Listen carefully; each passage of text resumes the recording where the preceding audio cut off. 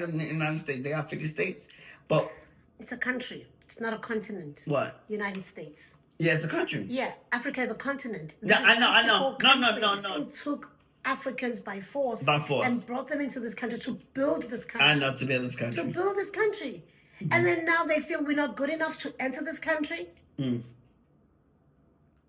Because we've been excluded from the visa exemption, mm-hmm. we undergo a rigorous.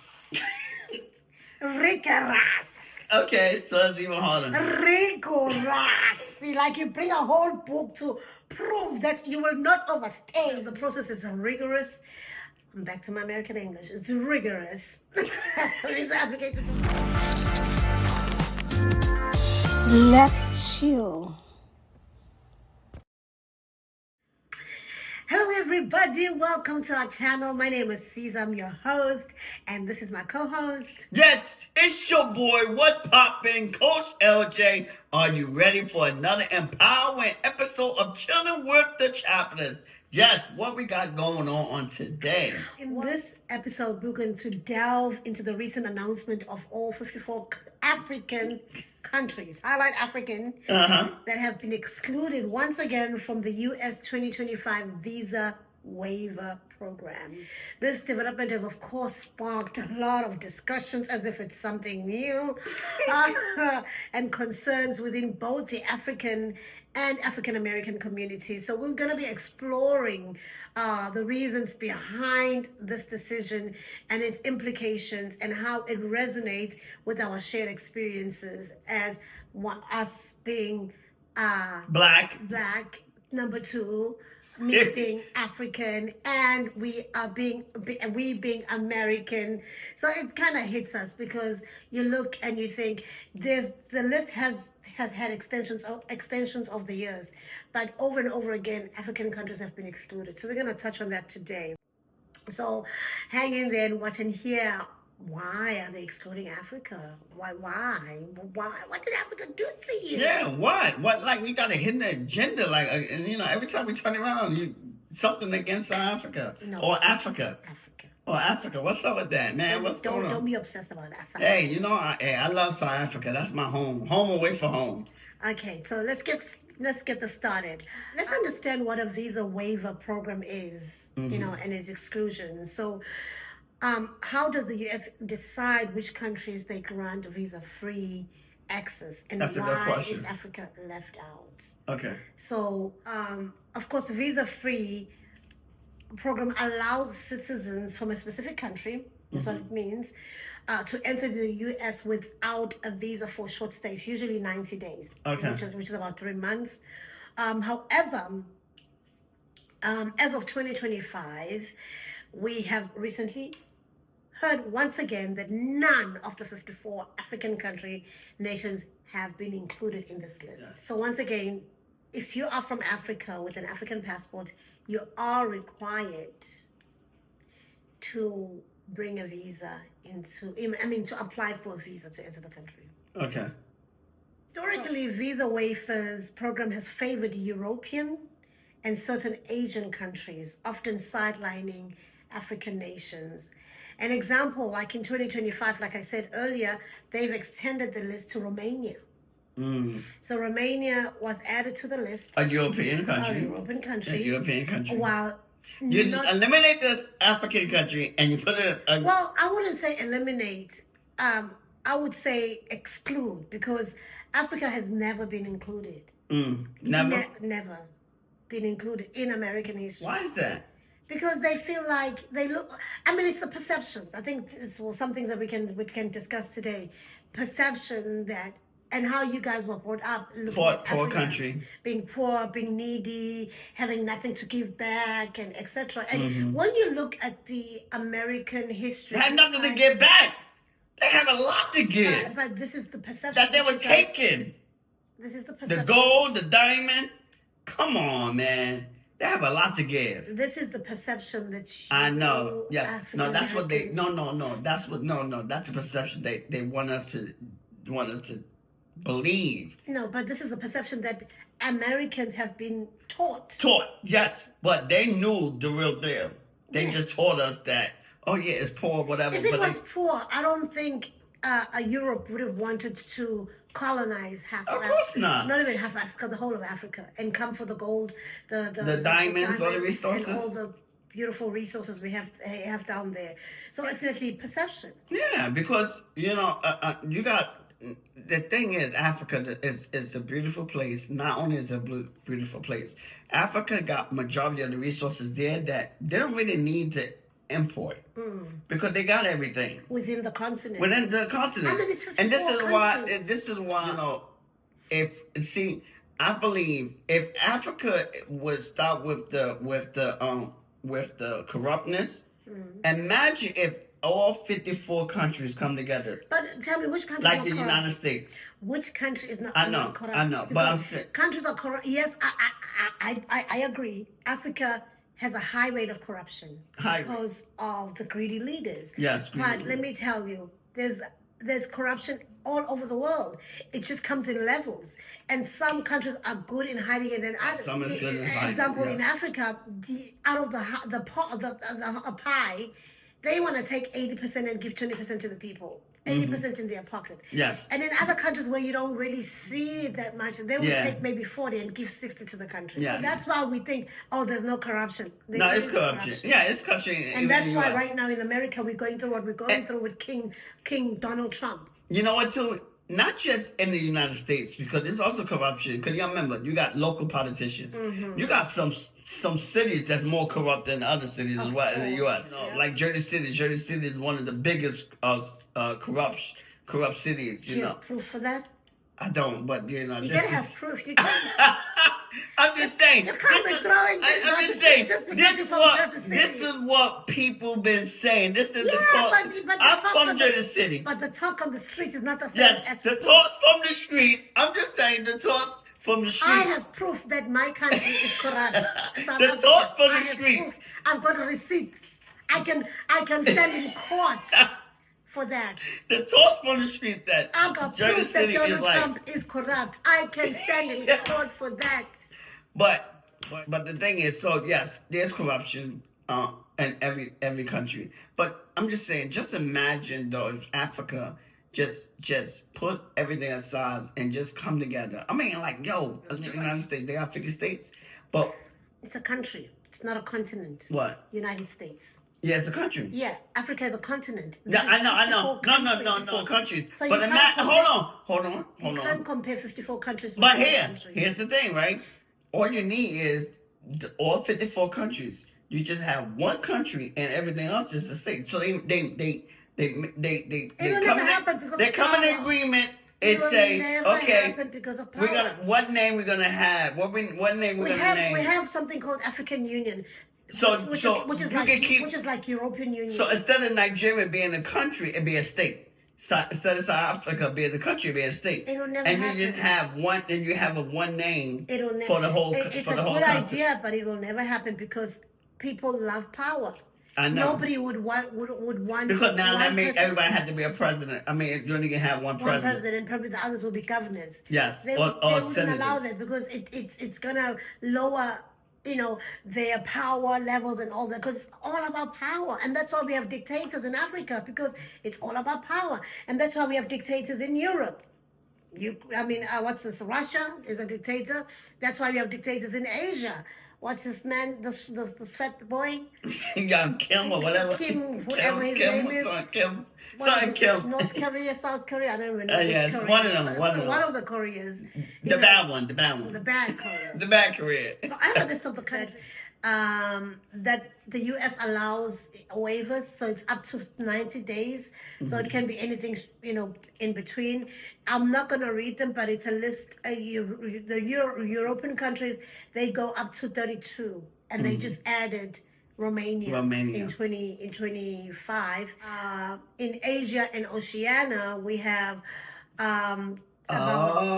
see, so they separate. Trump is a business person, so most of the people that he added is the people that feel like that's going to contribute into the economy. No. These has been standing countries Okay. within the visa. What we're saying is that even in 2025, when they review this list, they still feel like Africa has nothing to contribute.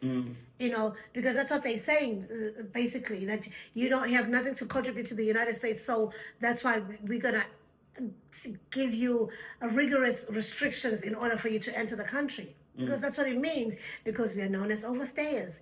But guess what? If we go through this list of the people that have been... They all overstayed. All overstaying. Everyone overstaying. Exactly. They're all overstaying. Exactly. All these countries. You have countries like Ukraine. No, Ukraine is not in the list. Okay, let's go through some of these countries that are in the list. You don't like Ukraine. Especially after you see exactly. You have Croatia, Let's talk about that though Czech for a bit. Republic, Denmark. Okay, Finland is a good country. Finland, yes. Iceland. I mean, what has Iceland has to give? What can Iceland offer? Like, seriously, Ireland, Italy, Latvia, Liechtenstein, some countries I can't even pronounce their names because who knows them?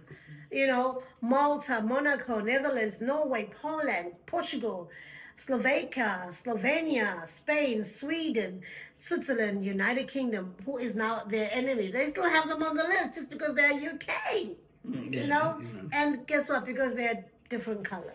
And then, of course, like I said, Asia and Oceania, Australia, Brunei, Japan, New Zealand, South Korea, Singapore, Taiwan. These are... Well, they brown people though. They're brown people, but of course they're seen as middle and higher class countries. They're like the colored people in South Africa. Yeah, middle and higher class. And then South America, there's only one country, Chile. How do you say Chile or Chile? I don't know. Chile. And then I can't believe that Middle East is in the list. Israel? Yes. Okay. I mean, they're always bombing each other there, but still they're allowed to be in the list. Another brown country. Yeah, at least they got brown country. Hey, and maybe they had to do that, but exclude everyone for Africa.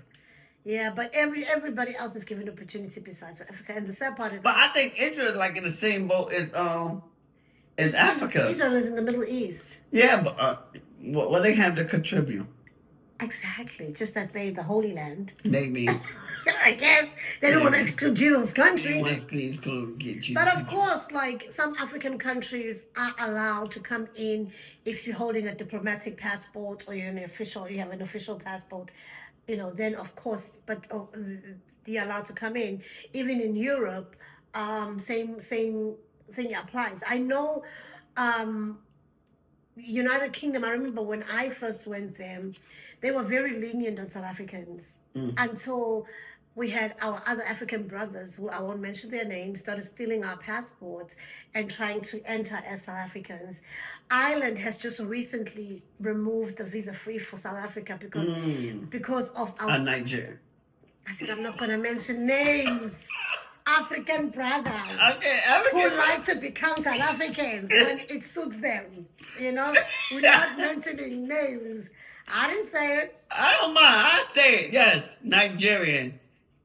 Yeah. Don't blame me, blame him, okay? But yes, so because they've been caught, trafficking drugs and stuff like that, now they said South Africa is just being too lenient with our passport. We are allowing the corruption. We're allowing these people to carry our passports, and hence now everybody is stopped. So in entering Ireland, United Kingdom, whatsoever, we are now needed to have visas. But in America, we've never been given that opportunity, even though they took us as slaves into this country and made us build this country with our sweat and blood and tears, and now they excluding us. Think about that. I know. But you know what? I know, but guess what? They kept the black people there, though. They gave us last names as Chaplins. They feel like Smith. They feel like they kept the Greens. but they feel like we American now. So it's the people that wasn't. They still took, but the reality is they still took Africans by force and brought them into this country to build this country. I know, to build this country. To build this country. And then now they feel we're not good enough to enter this country. Think about it.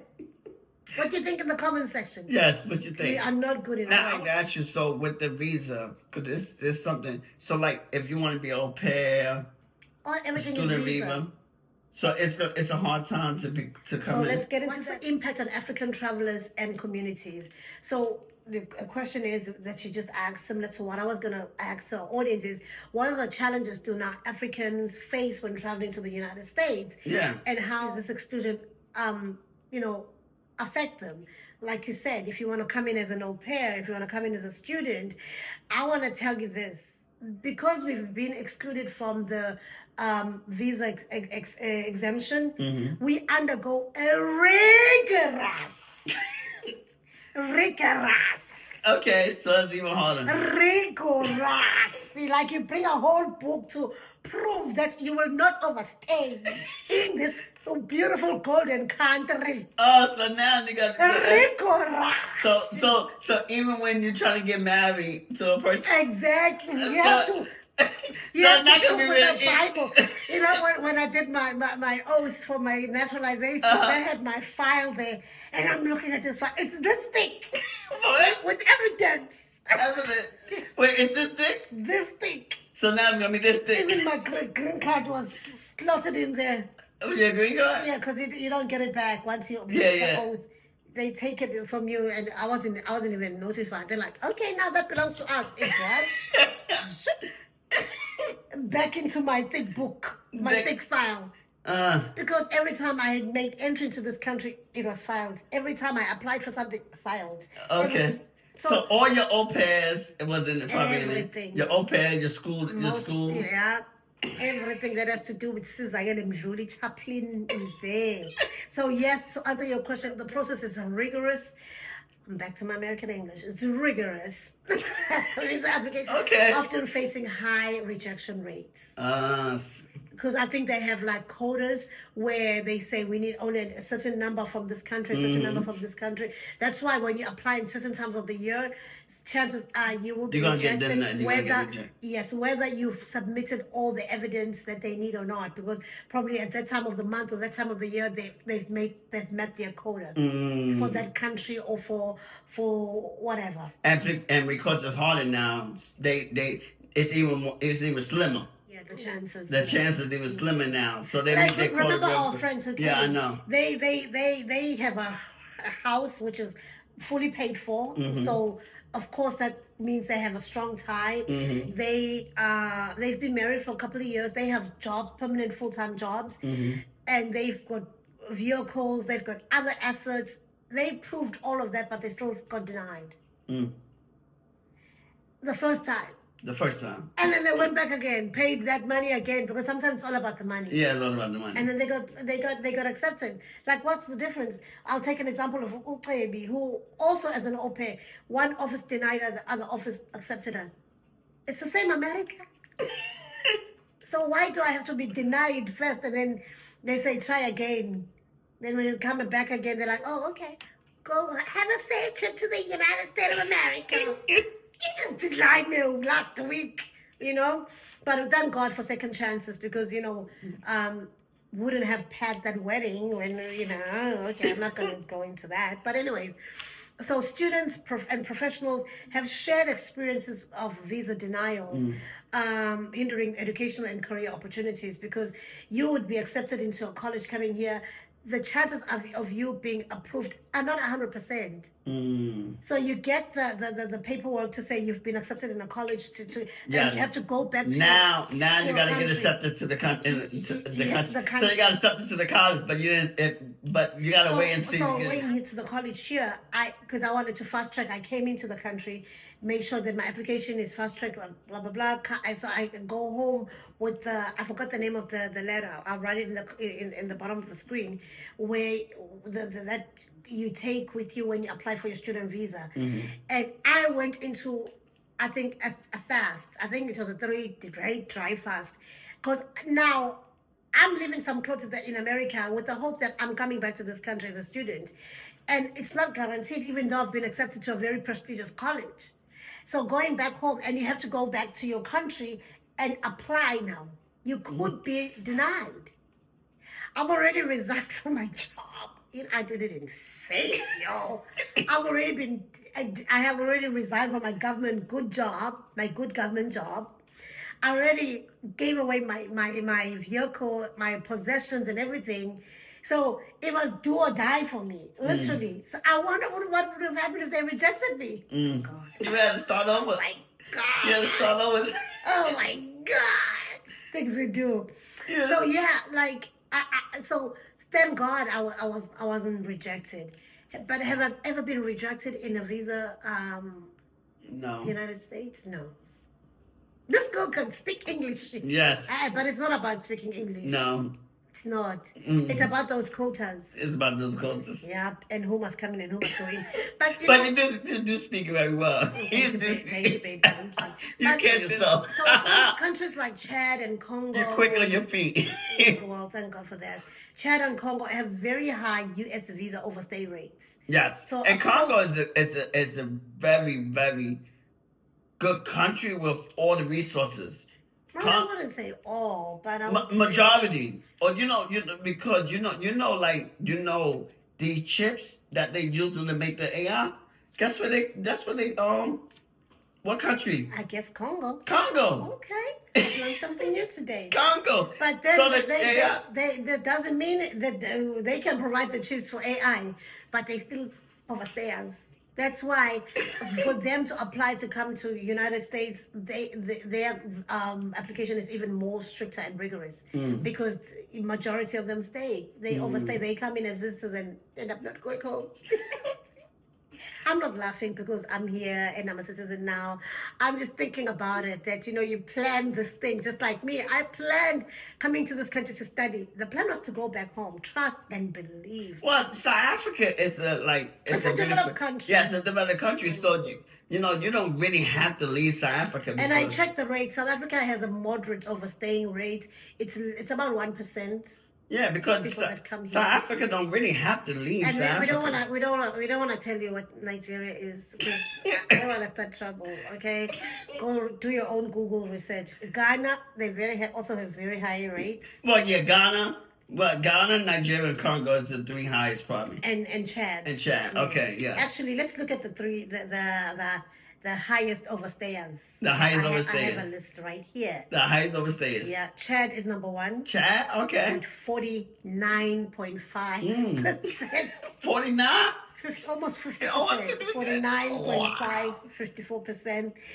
Congo has 29. Okay. So Congo is not bad. Not bad. Chad is bad. Chad is bad.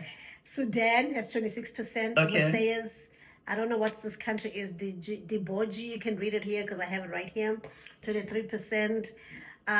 Equatorial Guinea has 21%. 22 was 21.98. Yeah. Eritrea has 20%. Liberia, 19.4%. Togo has 19%. Sierra Leone has 15.53%. Burundi has 15.30%. Okay, where's South This is Africa? not- Just get this. South Africa is one of the lowest, actually. Country nature, however, present a moderate results, including Mauritius at 0.9%. Yeah, because they don't really have South to Africa leave. has only got 1%, and Morocco 1.8%. Yeah, because these are the countries that are probably mostly developed, so they don't really have to go nowhere. You wanna know Nigeria? What is Nigeria? Yeah, it said 20. No, Nigeria is not in the top 10, but Nigeria and Ghana it's 7.14%. Not bad. 71? It's okay. No, Ghana is 7%. Nigeria has had 15.6 overstay rate for student and exchange visitor visa. So for them it's student. Yes, they come in for students. and they And never they- leave.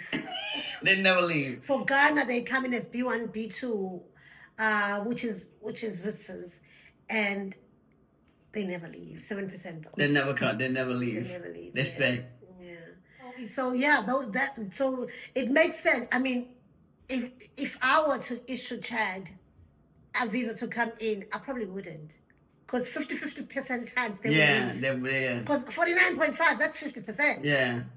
So 50-50. It's like a 50-50 with stay or leave. So yeah, they just messing it up for everybody else. They are. Yeah, they mess it up for everybody else. The people that really do want to come and go back home. Well, but you don't really blame them. And majority, like Chad, is in Central Africa. And so we mentioned what other countries. Yeah, Chad is in Central Africa. Most of these countries are Central, West, and East West, Africa. yeah. And I guess it's tough up there. It's tough. But you know what's now up there?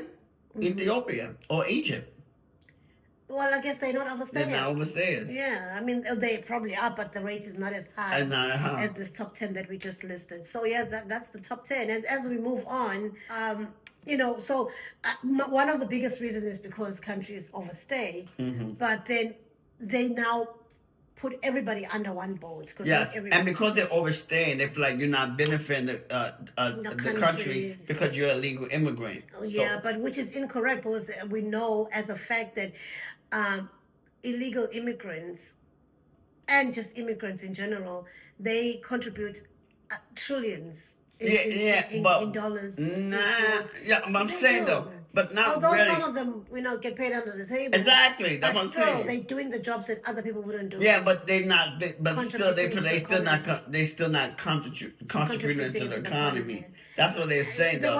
They like the billionaires contributing to the economy because they're not paying taxes. If that's what you mean, you're contributing because you buy groceries. You're contributing because you buy clothes. You buy cars. You buy houses. That's contributing to the economy. Yes. You're contributing in meaning I'm not paying taxes. Bezos is not paying taxes. Who? Is his name Bezos? What's his name? The Amazon guy. Elon Musk. Elon is not paying taxes. Trump is not paying taxes. Trump is not paying taxes. That's why you can't show us his taxes. Trump is not paying taxes. That's why you can't show us his returns. Trump taking a lot of tax breaks. Yes. Trump is not paying taxes. If he was, we would have seen those tax returns a long time ago. Yeah, Trump is not paying taxes. Yeah, so let's stop this perception and stereotypes. But Jeff Bezos and Elon. No, Jeff. So could y'all remember too? Here's the thing. Now, like Bill Gates, their company, they paying taxes. You want to know why? Because it looks good on paper. Because you gotta remember. No, they don't pay taxes though. No. The company pays taxes. No, the company pays taxes. You gotta remember when you're accredited and when you're in the stock market, when you're like a public company, it looks good. You want because you company want to invest in a company that's making money. But they're taking tax breaks, Leonard. So no, they are taking tax breaks. The taxes that they're paid are not equivalent to the money that they're making. No, they're not individually. They're probably not paying that much taxes. But the company is paying taxes because you look good. Because you gotta remember when you want to invest in a company that's profitable. So if you're showing that you're losing money because you're taking tax breaks, who want to invest in a company that loses money? So now, African Americans, I think we should come into solidarity. Because we kind of have a shared experience. There's something that I read about an era where it was called the Green Book era. And I was like, that sounds so familiar because we had something very similar in South Africa during apartheid. Okay. It was called Dompas era. Dompas. Where you had to carry it was like a passport, but it was called a Dompas. Okay. It's like an ID book. Okay. It was called a Dompas, where you have to carry it everywhere. It had your papers in your own country. To show who you are, your identity, if the cop stops you. Okay. But this was only towards, of course, black people. No, in America? In South Africa. In America, they had something called the Green Book era. For real? Yes, and it highlighted, it was back in the, I'll tell you now, but it highlighted safe travel restrictions in challenging times during the Jim Crow era. Oh, Jim Crow, 1800s. Yep. So 1800s. Yep. So it highlighted areas where black people could go for whatever. Is it early 1900s? In the 1300s, between the 13th and 16. You mean 1913? 1913 to 1960. This is when black travelers relied on something called the Negro Motorist Green Book to navigate racial segregation. So the guide was first published in 1936 by Victor Hugo Green. That's why it's called the Green Book. Which helped black Americans find businesses, hotels. I'm teaching you something. Yeah. Restaurants, gas stations, and more that would serve them safely during the Jim Crow era. So during this time, segregation laws and racist practices made travel dangerous for Black people. So, because you could be caught and be arrested for sweet nothing, or even be killed, and so they could be denied service, harassed, or even attacked in certain areas. So this green book was like a safe haven where you would go to a place where you will be treated right for whatever service. So the Civil Rights Act of 1964, which banned segregation in public accommodations, largely make the Green Book obsolete. So there was no need for it anymore. Yeah, but it was no need, but still they find other ways to try to kill Black people and to do different things. Just like now how Trump is allowing every Black person who's been honored to be erased. Their pictures are being taken down on public websites. He's just trying to erase his Black history. And that's why he feels that Black History Month shouldn't be celebrated or commemorated. So we are in tough times. So let's look ahead. Strategies for inclusion. What steps can African nations take to be considered for future inclusion in visa waiver programs? What do you think we should do as African countries? Stop the corruption. Stop the corruption. But there's corruption everywhere. No, but still, I mean, joining forces. That is a better. That's very important. That's a better one. Yeah. Joining forces. I mean, because corruption is everywhere. I know it is. I mean, but joining, even like with the people, because it starts with the people first. First off, because the government, every government is corrupt, and the people the one that have the power. And if we, even like in the United States, they only could do but so much if the people are united. If the people are divided. Hey, Leonard, money talks. No, but the people are united. The people fight, and make their case. Then changes can happen. But change is not gonna happen overnight. But change can happen. But it's about. But what strikes me in this entire conversation is that we were taken from Africa by force. By force. By force. To build this United States. And when this United States is now a country to be reckoned with, we are shied away access to coming to this country. It really saddens me.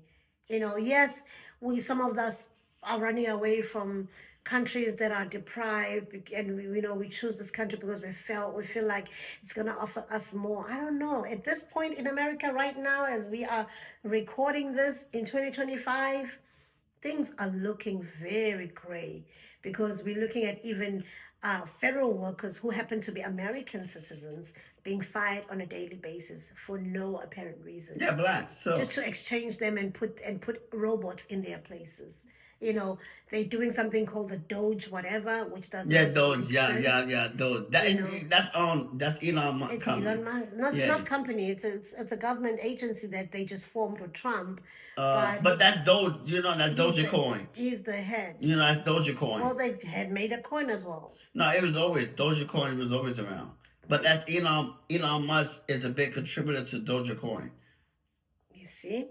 So what reforms are necessary within African countries to meet U.S. criteria? How can the diaspora support these efforts? I think we've done enough. It's just a matter of the United States seeing us. It's a matter of European countries seeing us after they've stolen so much from Africa. It's time for them to recognize that Africa has something to contribute. And that's why I am for the African Union uniting and being a strong force to we have to continue to be a strong force. That they can, we are here to contribute. We are big contributors into the GDP of the world, GDP of our own countries, GDP of the continent. We can bring in, if you look at the rate of success among people who are immigrants, they're mostly from African countries, because they know that they are here to prove a point. First of all, you're proving a point that you're from Africa. You're not stupid as you've been perceived to be. You're proving a point that you can achieve anything just like anybody. And you're proving a point that you're Black and can still achieve.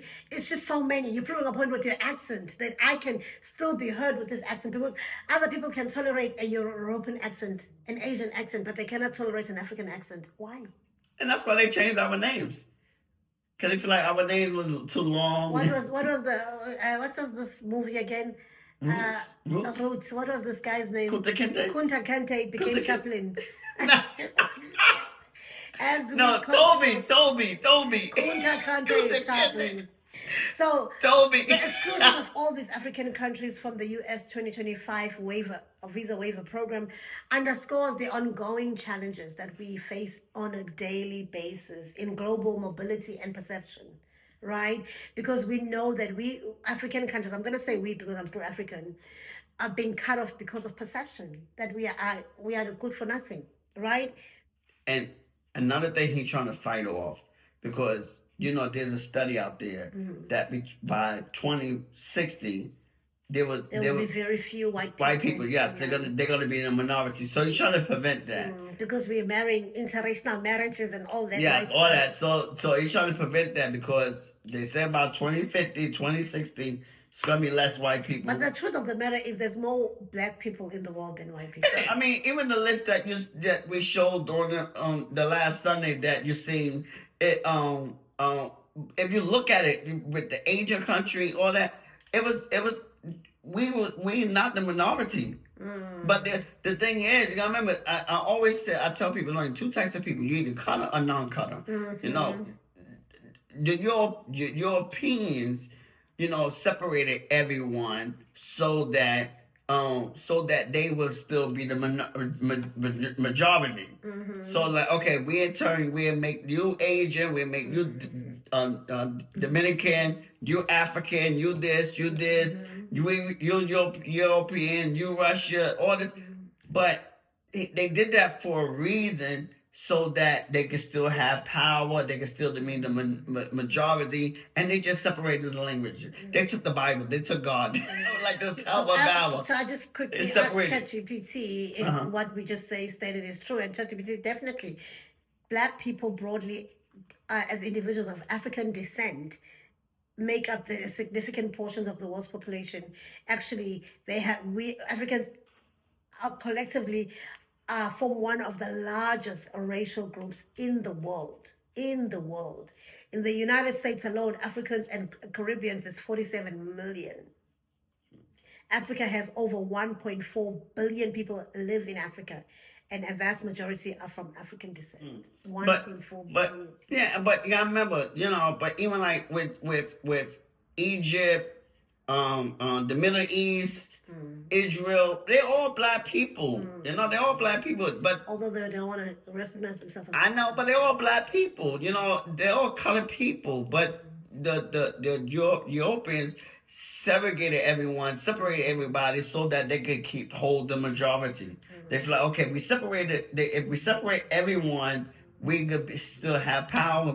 Because again, they feel like if they were thinking, if we keep everyone together, they're gonna have the power. Then maybe they can take over, and they're gonna be in charge. Again, it's about, and another thing too, he trying to prevent also, because a lot of black people is coming up and they're doing very well.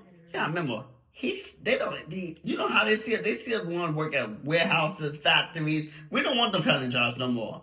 And we are becoming billionaires. We are becoming successful. We are doing things and progressing in this world. And they're trying to hold us down. Anytime black people trying to do something, even like with the Black Wall Street, they're always trying to tear us down. So they're trying to make it harder for us. We were talking about 154 African countries, and we are back in, but still black people. I mean, they're black people. To conclude, we just want to say, tell us what you think in the comment section. What's your input? What's your feedback on why African countries shied away from, mostly in these progressive countries, the first world countries, the West, where they don't want to give us visa-free access into their countries. Thank you for watching. Thank you for contributing to this channel. Continue to share, like, and subscribe. Follow us on all our audio platforms. Yes. Leave a review, rate, everything. Take care. God bless. Deuces. Peace.